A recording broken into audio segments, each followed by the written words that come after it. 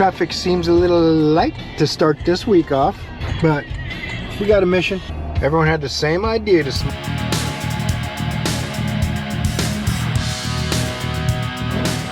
Hello, how you doing? Hope you're doing well.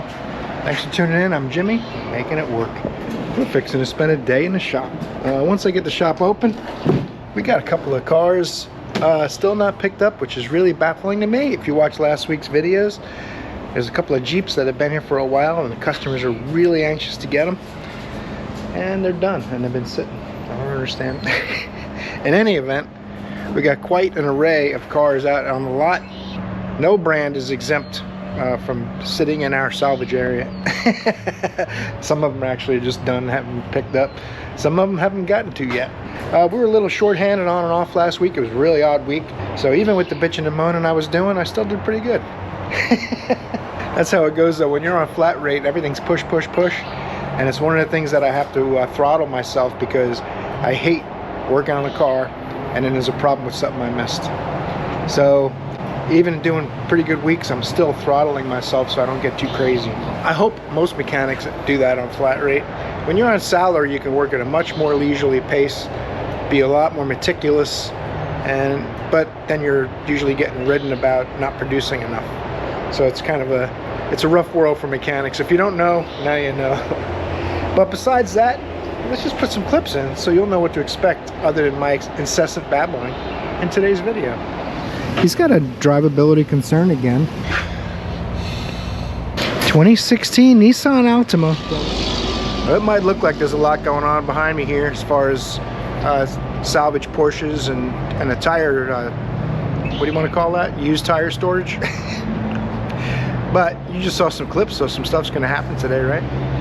I'm going to, it's about 59? Yeah, 59 degrees I think it said on my truck this morning on the dash. 59, low humidity, beautiful working weather. Hope it's nice where you're at. Let's stop yapping, get the shop open up, and do our best to learn a thing or two and have some fun. Stay tuned. I think the plan is to try and weld it, but you don't want to do it with it full of oil. Some of you might remember this 2017 Suburban was leaking fuel from the high pressure pump into the crankcase. He's got a drivability concern again, and something's going on with his brake booster setup or vacuum pump setup. I got my scan tool hooked up, the Pro TT from launch. This car's got 98,000 miles on 2017. Very clean if you remember it. I gave it like an 8 or a 9 or something. It's very clean. I don't know if he uses a taxi. But he's got an issue here where the vacuum sensor and the booster are not happy with what's going on. You step on the brakes, you can see the brake booster vacuum sensor adjusts and it responds to the brake pedal push. Brake pressure goes up. So we're trying to sort out a P0299 code that he has now. It's kind of odd. He's waiting too. And apparently he says something's going on with the transmission. It feels like he wants to know the condition of the transmission fluid. What I want to know is why I have a good brake pedal feel and the voltage never changed on the brake booster vacuum sensor supply. This has a mechanical vacuum pump instead of relying on engine vacuum. So I'm going to pull this out of here. Won't hurt it won't change the way the engine runs.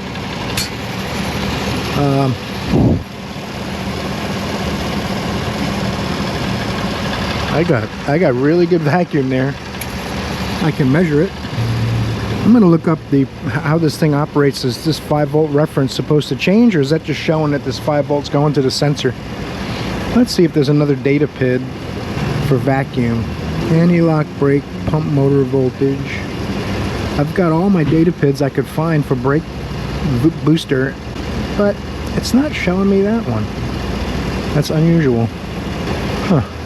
Graph brake vacuum sensor 523. This is after plugging it back in, it's rising. I have to look up the description of operation to see how this thing's supposed to be working. I think there's something going on with the sensor. Could even be like the booster, but the brake pedal feels good driving it. I might need to take the customer for a drive too, and we'll come back, because he said he's just feeling something weird. like I mentioned, transmission. And this customer too, unfortunately, goes back and forth among 3 different shops. So who knows what's been going on at other places. You might remember too, he has bad cats and leaking fuel filler neck. It leaks vacuum and fails a purge evap test. So we're gonna sort this out though, don't you worry. Got my vacuum gauge. Instead of guessing how the vacuum feels, I'm gonna measure it and see how much vacuum we actually have. Aha! Well, that's no good. It's got a weak vacuum pump. I'm gonna try to find a better connection. But it looks like the vacuum pump's weak. Let's see if this little booty dealio will help. And the most it'll pull is 12 inches of vacuum. And that is 100% sealed. I gotta see what it's supposed to pull. I would guess 20. I'm gonna check and we will come right back. That's why this is not doing what it's supposed to do. Well, we have a weak vacuum pump for sure. Minimum of 13 inches of vacuum. And what this does is if I unplug my pressure gauge, plug it back in, it's like 9 or 10, and it takes a while to bring it down further. And if you step on the brake pedal, whoop, the vacuum goes away and it takes a second to build up again. It gives you a decent pedal unless you hit it 2 or 3 times, and there's not enough vacuum. And there's a service bulletin for replacing the vacuum pump, the line, and the booster because they get contaminated. The vacuum pump will send engine oil into the system. So they have an extended warranty on these apparently, so I'm going to see if you can get it taken care of at the dealership. I'm checking here to make sure we have no brake pedal activity because those will make them drive really weird too if the brake switch isn't working correctly. And I am going to take the customer for a drive. He wanted to go with me and make sure we're talking about the same issue. Well, I'm not going to film any of that, so we'll see if we go any further with this one. Cadillac Escalade ABS. We're going to put power and ground. Got the cover off. Got a scan tool. What you might notice too in this wiring diagram for this thing, if you've been watching along, I've been tinkering with it a little on and off. Trying to get it to do it is the hard part. But we've got an ABS module, but I'm not going to put it in until I've... Well, the one thing I noticed in the wiring diagram is the ground from pin 38 and from 13, I believe it's 13. Let me see here. Yeah, 13 and 38 are the grounds. 1 and 14 are power. 1 and 14 get their power from 2 separate fuses. So one works the pump motor, one works the module. So the ground though is splice S300 and G300 under left side of vehicle on second body mount.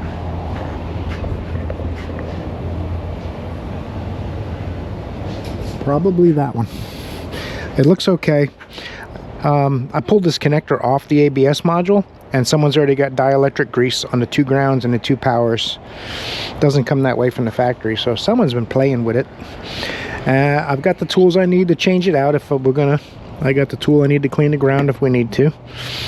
And I got my scan tool. We're gonna hook up the scan tool, run the meter, see if we lose communication and still have power and ground. If we do, we're going to put an ABS module in it. 12.4. It should go up with the engine running. I'm going to plug in my scan tool. I'll be going back and forth from the I'll be going back and forth between my launch scan tool and that X tool, the D5S, that we're going to do a full video on by itself.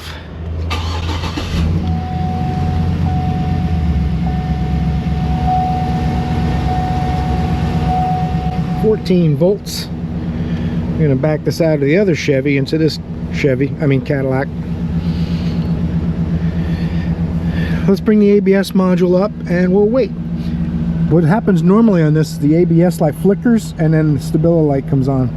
And the stability control is through the ABS. So it would make sense that both of them go out at the same time. And like I said, I don't know, 30 times now. The problem's so intermittent, we're gonna do our best. We're gonna try to get something to happen here while the meter's on it. If I lose comm and that says 13.9 still, parts, fire the parts cannon. Pretty confident that that's gonna at least fix more of the problems they have.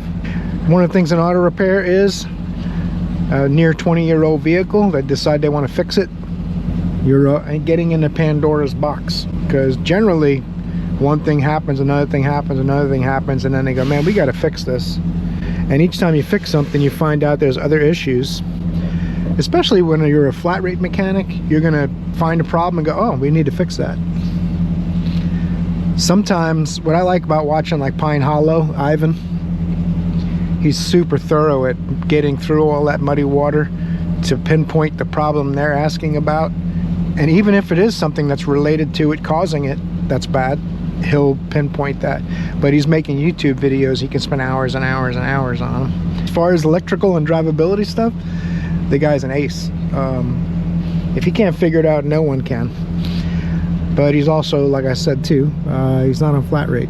So if his boss was looking over his shoulder asking him what's taking so long, things would be a little different. That's what I'm trying to say. Not that my boss does that, but in general, the service writers, managers, bosses, they all want to see that productivity. And why did you do 33 hours last week? Well, I had a lot of odd drivability concerns. Well, blow them out. That's the industry. Anyway, we still got good power and ground. We don't have a light on yet. We're not even finished talking all the modules. I'm going to scan them all just to see what kind of codes we get, see if they changed. Lost comm with ABS. AC codes are back. Control module bus off. Lost comm with BCM. Lost comm with EBCM. So there's two codes, two communication codes for EBCM. I'm kind of glad to see that. Let's go into the EBCM directly. We'll bring up some data just to keep an eye on things and see when it flickers off. If this communication that we bring up jumbles and goes comm lost, the lights come on and the voltage is still there, I'm going to be a happy camper. Anti-lock brake system failed. Battery voltage. Traction control system failed, and we're just picking some data PIDs to bring up. I'm going to go graph, combine. Now I'm not going to sit here and make you watch this with me. I'm going to venture out on my own into a cold, cruel world. No. What's funny, how the steering wheel position is jumping around and I'm not touching it.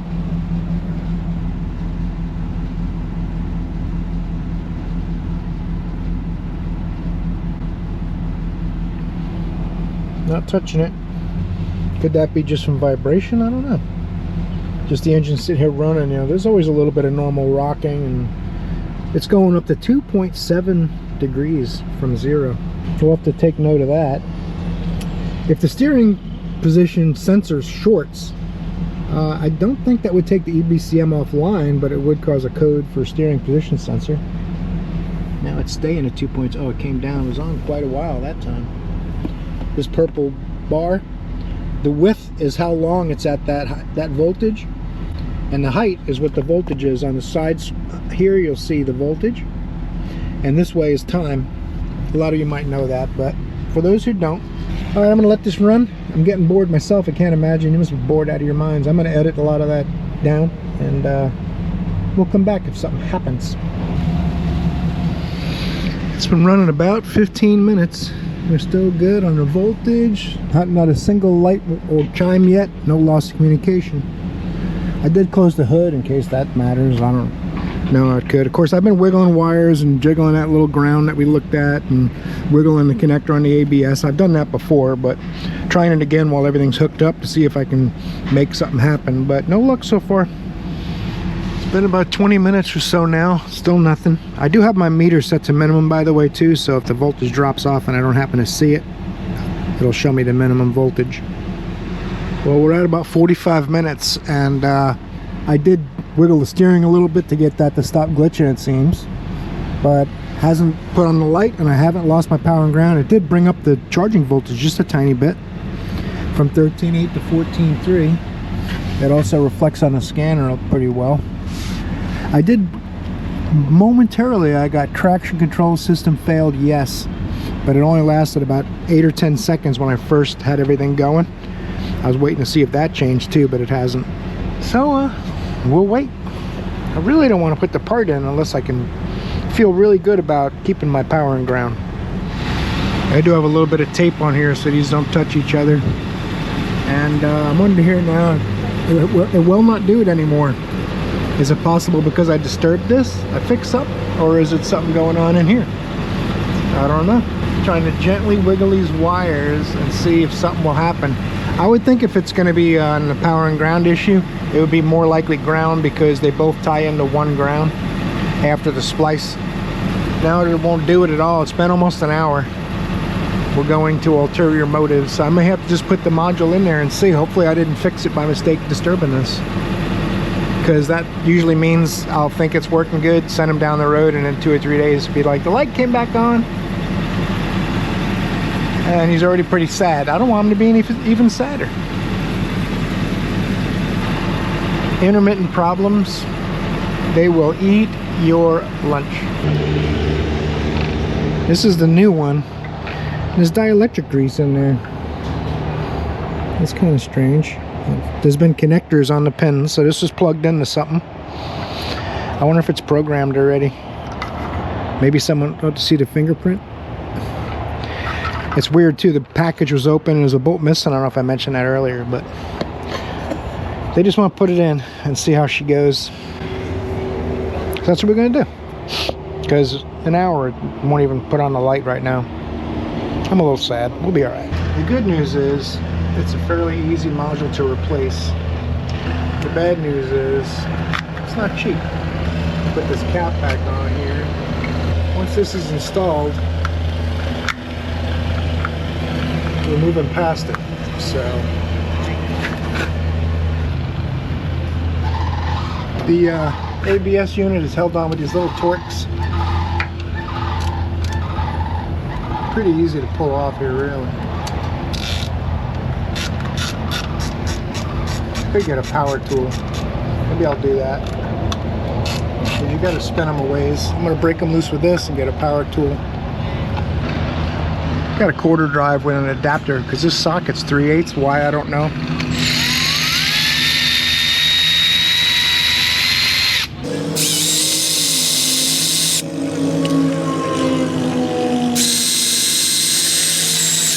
Had to be real easy going in. Not so easy coming out.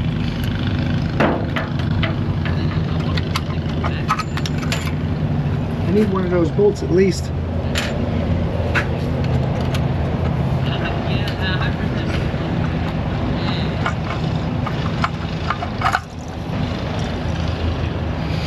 This is the contacts. Big contact leads here.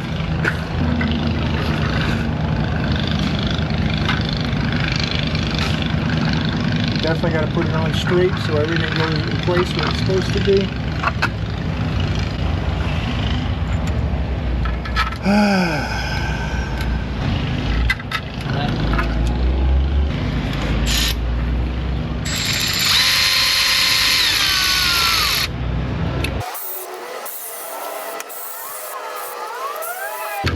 Going really gentle. Now it's time for hand tools. These are little bolts, so I'm not sure if this is programmed or not yet. We're going to look at our data and see what we see. Then we'll decide where we're going from here. Turn the key on. I'm going to go back and do another health report just to see what changed now we plugged in a new ABS module. We haven't programmed it yet. I'm assuming we're going to have to.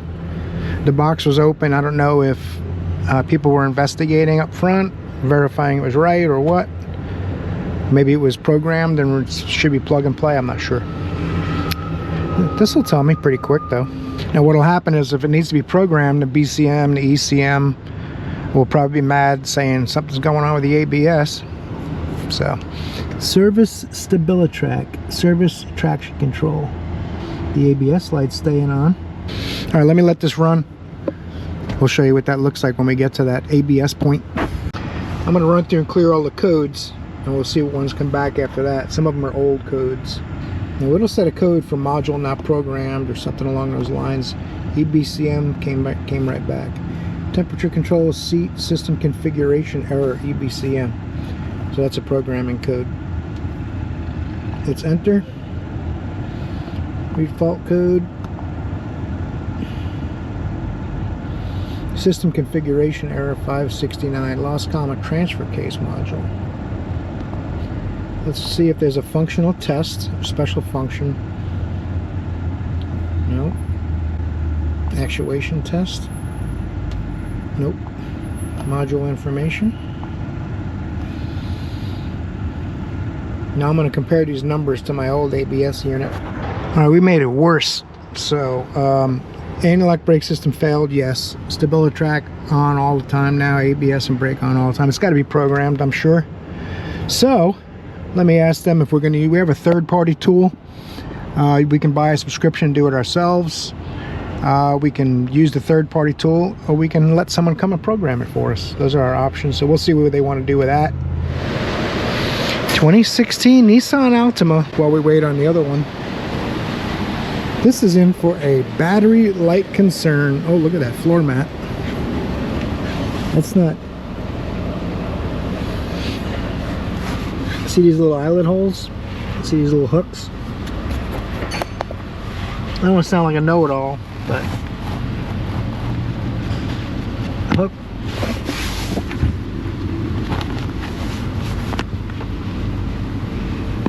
Hook.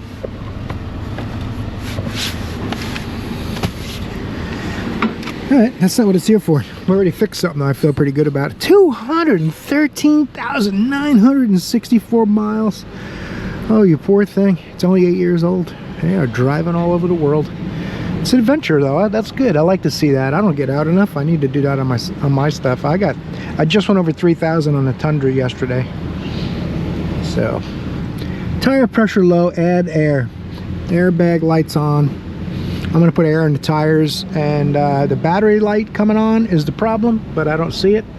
I'm going to give it a love rating of 3, and I'm going to go ahead and air up the tires. We'll see what happens. Maybe we'll put the scanner on it, see if there's a code for a charging system error.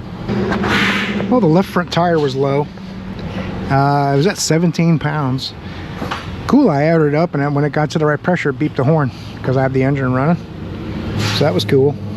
I did have my pressure meter out, but I didn't even need it. You guys know you can take a shop air hose if it's got the 1/4-inch fitting end. You can just put it right on the valve stem. I wouldn't recommend it. It's 130 psi in most cases, but it's possible. If you got a horn that beeps, yeah, beep, pull it off. Automatically search. Confirmed everything. Yep, 100%. Perfect. Health report. All right, we got ignition voltage low code in the airbag module. That's kind of strange. It's not in any of the other modules. Low tire pressure passed. I fixed that. And there is no codes in any other modules. So I've sent a report up front already. I'm going to bring up the ECM and look at the charging voltage and percentage that it's charging the alternator at. This car needs brakes just about. It's really close to like 2 or 3 millimeters. Pretty uneven pad wear as well. The tires are close but not ready yet. We did the full inspection, wiper blades, things like that, so we'll have those things on the estimate as well. Let's do main signal. I'm going to find the data PIDs here. Right now alternator load is 0. Let's put the headlights on, put the high beams on. Kind of weird that the alternator load stays at 0. I got high beams on. I got the AC's going, feels like. Man, 71 on one side, 60 on the other. That's a big difference. 14.3. Alternator load 0 is kind of odd. I wouldn't expect to see it at 0. Let's continue doing some loads. We'll put the blinker on. Radio, air conditioning's already on. I'm gonna step on the brakes. Still at 0. That is interesting. Maybe I'll take it for a drive, see if the alternator light comes on for me and any of these data PIDs change. Right now it looks like it's charging good. It's got a new battery in it already. All the terminals are correctly installed. Very impressive. I'm gonna have to go drive that Nissan. It's someone who used to work here owns that car. Mallory, not Mallory Ignition, but her name's Mallory. In the meantime, we've got this set up to do some remote programming. This is a remote assist program setup. We got a code. They're going to call us in about 15 minutes. Turn on the key, let them do their deal, and hopefully it'll work after that. We'll see. I'll try to film it if I can. It's going to be happening pretty quick, and it all depends on what I'm doing when they call back. The only point of doing that is we pay a monthly subscription for that, and they can program anything for us. If we want to do the programming ourselves without that box, then you got to subscribe each time, each car, each brand. Sometimes you got to have specific tools to that brand to do programming. There are a lot of generic modules that do it too, but we haven't had much luck with those. Maybe some of you guys have, but in any event, we're using that wrap box. Just makes our lives a little easier. We've used it quite a few times before. I don't think I've ever filmed using it because to me it's kind of boring. I'm not really doing it. I plug it in, they were on the phone, and turn the key on. If you have to step on the brake or do anything else, they ask you to do that. And I've done it myself. GMs are really easy. The GM VIS, they're actually one of the easier brands to program. And this thing's still not acting up, so I'm gonna go drive it. I do have to wait and get that one done first, then I'll take this for a drive and I'll show you the results of either one. Hopefully something will happen. We're coming on, was it 11 o'clock now? Haven't gotten anywhere yet really today. Don't be sad though, the week's still young. We're gonna be fine. While we're waiting for the wrap programming session, new battery, new alternator, new connector, new electrical tape. What could go wrong? And it still says alternator load 0, but it's charging. I gotta look up the theory of operation or description of operation on this and see if that alternator load data PID means something. Could be an amp clamp or something that's bad, and it stays at 0 and puts the light on, something like that. Please wait, wrap support is completing the service requested. So we did a little bit of chit-chatting. Very nice sounding young lady on the phone. Someone that you wouldn't, I don't know why I just expect some kind of ruffian doing it, but it's actually a high-tech thing. I guess you wouldn't be, would you? Generally. I love stereotypes. So right now the key's on, we got it working. I'm going to turn this air conditioning off to save battery.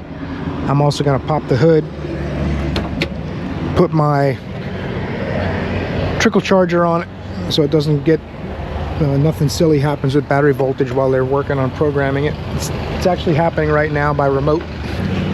It's still going.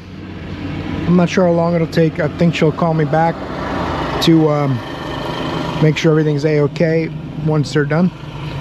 When I did it at the dealership, it was literally like a 5-minute process, but when it's third party, it tends to be a little more convoluted and drawn out, probably by design. While they are doing that, I'm going to play with this Nissan a little bit. On these Nissans, the ECM, the IPDM, the alternator, and the alternator current sensor, or they call it a battery current sensor, they're all involved. It's like a menage a quad, or whatever you want to call it. So it's very possible there's something going on with the IPDM. They've done the alternator, the battery, and the connector, and it still has an intermittent battery light coming on, although I drove it and that doesn't happen for me. It happens intermittently, which we like that. Everything's intermittent today. Those doing a transmission, which that's the one they put a transmission in, it's defective, so they're going to warranty it out. And Kyle's got one from another shop that resealed their Honda engine, but it has a cracked block. And I don't know what Joe's doing. Joe's working on a Nissan Sentra, and I'm struggling this morning. Hasn't been a terribly productive day, but if the Cadillac Escalade works out,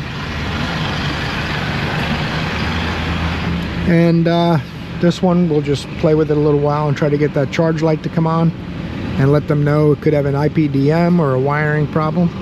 That's basically the only thing left. Now the problem is, you also, nowadays especially, is it a defective alternator? Very possible. We just have to get it to do it so we can narrow things down a bit. I've tried tapping on it, wiggling the connector, and it didn't do anything. It just continues to charge and continues to say alternator load 0. All right, we'll come back if something happens one way or another. Let's check on this thing. Still performing the requested task. Oh man, my lights are out. Only to check engine lights on. Something's happening. I wish I knew what it was. But usually on these, you just work through a series of option codes that it might have. Then you get to the module you want to program, tell it yes, it says it's working, then it tells you to turn the key off, and that's what actually uploads the program. You turn the key back on, clear codes, you should be good. It's actually not much complicated than programming your phone when you get an update for your phone. But in the aftermarket, boy, they make you jump through some hoops to get it done. So Chrysler and BMW are the most complicated. When you do any BMW module update programming, it goes through all the modules and won't let you do one. Something to consider. It takes a lot longer. There's a lot of remote programmers, mobile programmers won't do Chrysler and BMW because of that. But in any event, we're getting somewhere because my lights are out. She's gonna call me back any second and tell me to cycle the key and probably check for codes. And I'm just gonna wait for that. We're just about done, I think. Hopefully this one's fixed. We'll sprinkle some holy water on it. All right. Supposedly we're good to go on this thing. I had to put up a sunblock. We can't reach. The cords don't quite reach. So let's see here. Look at that son of a gun. All my lights are out. It's as simple as discombobulating everything and taking it for a drive and hoping that that StabiliTrak light doesn't come on anymore. If it does, we'll come back and we'll have some more fun. 2022 Toyota 4Runner, 44,000 miles. Something about someone told them we might need brakes soon, so they wanted to get the brakes checked. Very nice car. It's only got 44,000 miles on it, so I'm gonna give it a 6. But I'll tell you what, he's got glaucoma pretty bad. I don't know how he's driving if it's that bad. Whew, I had to put the windows down, so are my pupils dilated? Let's get a look at these brakes. We're gonna do the free safety inspection too. Make sure his wipers and all the other stuff's in good shape. It's basically only a 2-year-old car, so it is a Toyota. I'm surprised it made it here on its own power.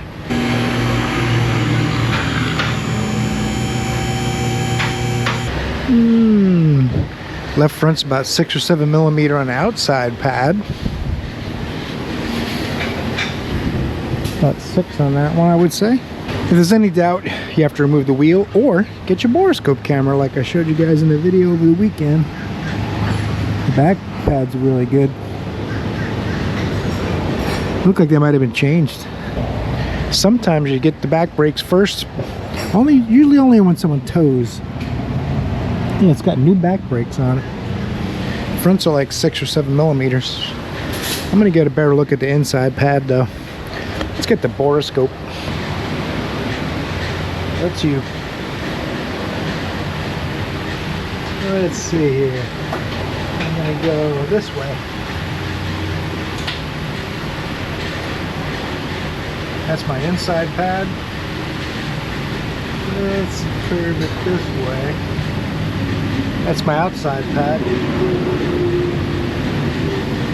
We're good. Brakes are good.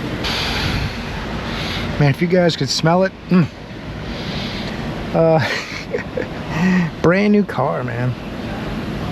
Anyway, the Cadillac, I drove the Cadillac, so far so good. We're gonna try to take it for a couple more test drives, make sure the customer doesn't get it back. He's gonna be really sad if he has any more problems. But this one here, the brakes are good. I'm not gonna sell him brakes. I'd make a quick 2 hours if I did, but I just don't roll that way. I do have to start saving for a Pico scope though, so maybe I should. No, I'm just kidding. Let's see if there's something else to do today. Well, the bottom dropped out pretty quick. Not a very productive day. I hope you enjoyed it. Either way, thanks for spending some time with me. Make sure you torque the like button before you head out, and I hope more than anything that I see you in the next one, because you're awesome.